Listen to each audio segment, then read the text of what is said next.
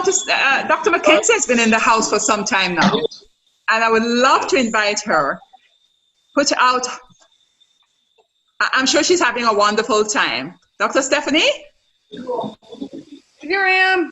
Yes. Can you please come with full force and power? Okay. Sorry, I'm entering at the correct time this time. Well, you see, no, I have to take the blame for the last time. There was a comment that came in and I thought it had come from you. Okay. So I said about you. I am very sorry. It was not your fault at all. I wanted you to have shared the comment. It was Dr. Cooper who had made the comment, and we got her to comment. So everything is in perfect order. Excellent. Let's blame it on computers. No, not fair to the computers. You know, Dr. Stephanie McKenzie has been a blessing to my spirit, and I think a blessing to many of the people in Charlestown and the community there, you know, where Frank was the colonel. She responded with such excitement and such an abundance of knowledge, sharing links with us of various things that Frank was involved in Newfoundland. And I'm just going to turn it over to you, and I'm not even going to introduce you any further, Dr. Stephanie McKenzie. Thank you so much. I'm so honored that you invited me to participate, so thank you. I think I'll just explain where my voice is coming from. I know I've got 15 minutes or less, so I'll stick to that. Love you already. So, yeah. So I'm a professor here in Newfoundland, Canada, at Grenfell Campus Memorial University. And former Colonel Frank Lumsden came up here a number of years ago now. I think it was about 5 years ago.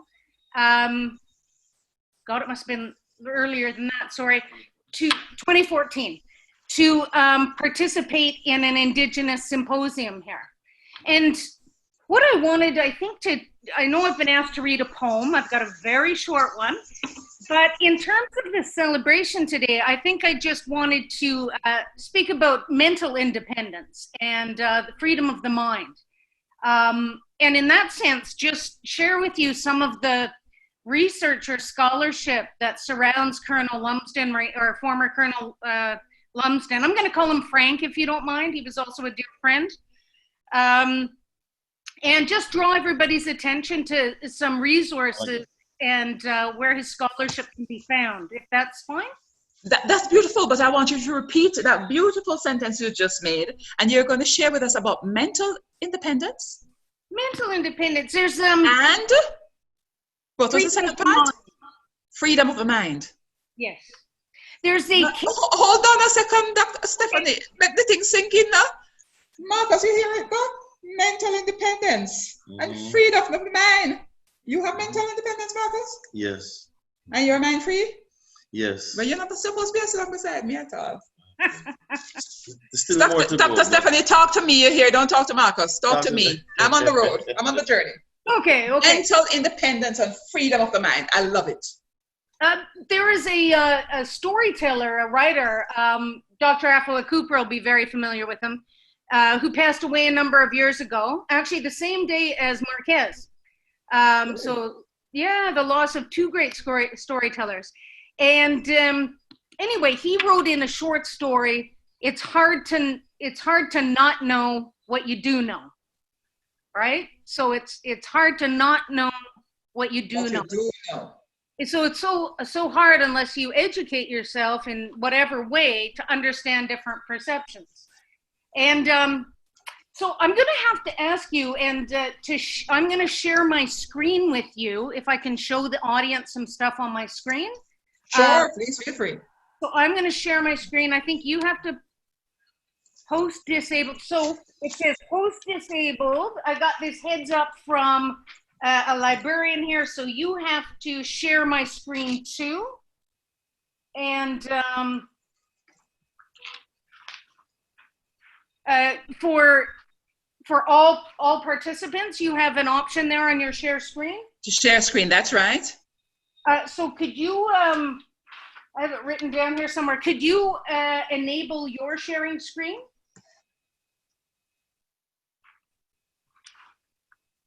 I think Franco? I am setting it up. 1 minute. Fabulous. Just want to hear your voice. I've got to share my screen, I bet. Okay, there we go. Thanks very much, Antoine. It's my pleasure tonight to introduce to you Colonel Frank Lumsden, who is one of 4 Maroon Colonels in Jamaica today. Colonel Frank Lumsden graduated from Southern Illinois University in 1970 with a BSc in Business Management. He developed the tools for advocacy, working in Chicago in computer sales and as an account representative for financial securities brokerages. Lumsden is also a successful self-taught artist. Some of his work is on display tonight. His prints and originals are for sale. He's a successful self-taught artist with international installations. He became the colonel of the Charlestown Maroons in 2002 with a mandate to drive economic development using ancestral heritage. Lumsden developed the Charlestown Maroon drummers and dancers and toured Africa and Canada. Lumsden has been invited to attend and speak at conferences in such places as Suriname and Boston. His long-term goal is to build a community of Indigenous people to be able to shine their collective light on each other's challenges and so foster change. Now in its 6th year, there's an international conference which takes place in Colonel Lumsden's community of Charlestown and attracts international participants. The Charlestown 6th Annual International Maroon Conference is taking place this coming June, from June 20th to June 22nd in Asafi Yard, Charlestown, Portland, Jamaica. Please welcome Colonel Lumsden.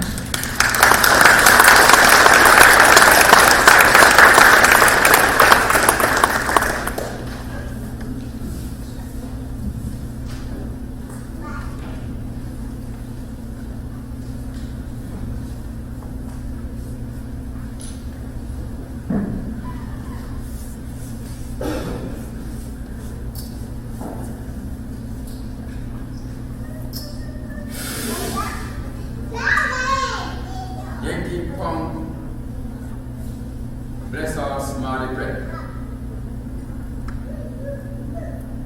That means God bless everyone here. I want to thank the organizers of this conference for bringing me here to Newfoundland. In particular, the campus and all the people here have really been very, very supportive of me, my effort, and my shortcomings.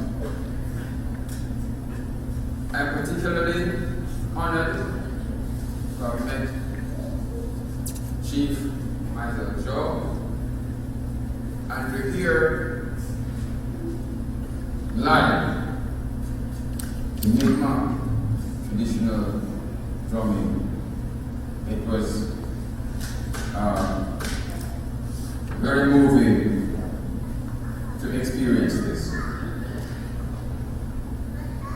Chief Michael Joe made a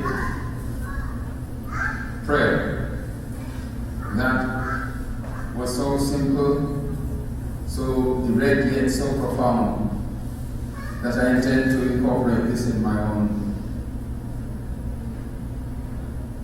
traditional settings.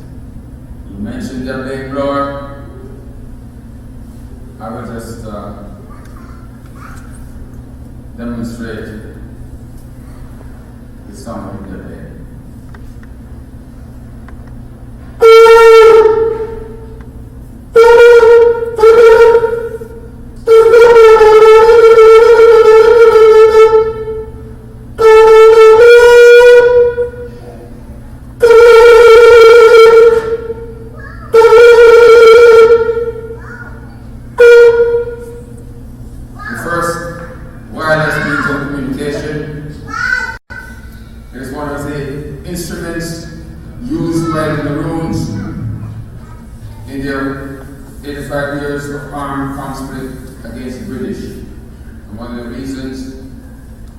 they were not able to be defeated. I'm here to speak about Charlestown, then and now, and my role as Colonel or Chief. Charlestown is one of the Windward Maroons. Windward because they are directly affected by the trade winds. The other Maroon communities are Moortown, Scotsall. The trade winds bring so much rainfall to Portland. It has the most rainfall in all of Jamaica. The rich vegetation makes Portland the largest hotspot in the Caribbean. Hotspot meaning its ability to affect the climate of the world. Now, this rainfall aided the Maroons in their struggle because the rain, the consistent rain, made keeping gunpowder dry literally impossible. However, this did not affect the favorite fighting weapon of the Maroons, which was their fan or machete. They could take off your head with one blow. They fought from ambush, guerrilla warfare, camouflage. The background, or English, knew that rain in the forest was not tea time. The Maroons struck silently and quickly with their spears and sharpened sticks. The British knew death from trees on which they walked, from in front of caves.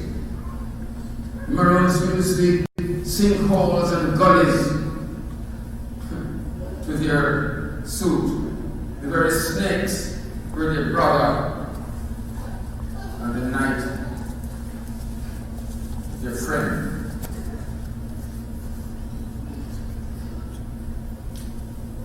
After the fall of Nanitown, a Maroon stronghold, they walked over to Trelawney, all the way across the mountains to Trelawney, to attempt to join up with Cutter, the brother, who was fighting in the Cockpit country, the Leeward Maroons, as Dr. Apwar mentioned. But he was in the middle of war and could not assimilate them. He sent them back to Portugal. The trail of tears, the trail of death, walking back across the mountains. They settled in a place called Old Crawford Town, mostly covered in mist and mystery. A place so treacherous to reach that only people walking barefooted with toes like fingers could use and walk comfortably. Dr. Stephanie McKenzie, if you should like to know, is an associate professor of English. She's also a poet, and she's going to read a beautiful poem for us today. Is that the one above the Blue Mountains? Across the Blue Mountains. I met Colonel Frank Lumsden on when I went up to Charlestown in 2012, and he took me up to the ruins of the cocoa plantation. Coffee And- plantation. Yes, the coffee plantation. And he also came and spoke at a class of mine here at Grenfell campus. And he talked about the importance of the connection between indigeneity and land. And he made this really interesting comment. He said, it doesn't matter how you get there, how you get to embracing spirituality and recognizing the intersection, you know, how environment feeds that. Some people might be Christians, some people might, you know, follow this faith, etc. But he says it just matters. It matters that you get there and that you develop your mind and give thanks. And so this is a poem called Above the Blue Mountain. And it's set in your wonderful, wonderful region of Jamaica, which I'm missing a lot today. Ah, you're here in spirit. Above the Blue Mountains. Roads hewn by machetes, it seems, sharp sighs drop to families below. Huts jut over precipice, lush greens of Jamaica. The coffee pickers who work for a pittance, each bean chosen like a rosary bead to sum up some strange penance. Yes, these are the days of independence, Jamaica's 50th, and Emancipation Day right around the corner. From Papine through Gordontown, Irish Town, you'll come to Red Light, haunted by old soldiers who sowed seeds in young girls. Up to Hollywell, where you might wander the tourist trail, back down and make a decision. Go to Starlight Motel, the road to Port Antonio, another day's hymn. If ever you go into the Blue Mountains to pray, take dirt roads to centers. Remove the soul that wants to hover along roadsides, presence of others. Remember what has led you here. You've been told you can go higher than Blue Mountain Peak. Wow. I feel Nice. today to be handling. Oh my gosh. Thanks. So, yeah, he gave it to me when he was in Newfoundland, so it means a lot to me today. And I'll try to figure out the technological things so I can share with you how maybe people can be more aware of his words and the incredible, incredible wisdom he had. Fabulous. We thank you so much for all of that. Every moment that you have been on has been an inspiration for me. Thank you, Thank Senator. Thank you. Stephanie, Thanks, Stephanie. Yes? I just sent a link with the symposium from the research library at MUN. Yeah, you know what, Well, I set this up 2 hours early this morning. I have all the links like set up, but I just don't know how to have it show on my computer. So if maybe Marcos and Carol and the other people, like when they get home, they could look on their computer. Certainly. I'm gonna send another one. Yeah, because some of them are probably easier. There's one from the research library at MUN, and then there's another one from the University of Florida for some reason. But Yes, but please, sister, go ahead and send them all. We're not refusing anything at all that has to do with Colonel. yeah. And we totally appreciate the efforts to get those to us. Stephanie, you had sent us some links before, and we're so grateful. Wonderful. We feel like a part of us has been returned. Wonderful. Can I just, when my ex-student went down to Jamaica after Frank had been here, he took him under his wing, and Rob Tulk came to Charlestown, and ironically, he lives at the same complex with me, and he just wants to say a quick hi from here today. Rob. All right, then. Quick hi. Much respect to the Maroons, all the indigenous people in the West Indies and across the world, I guess.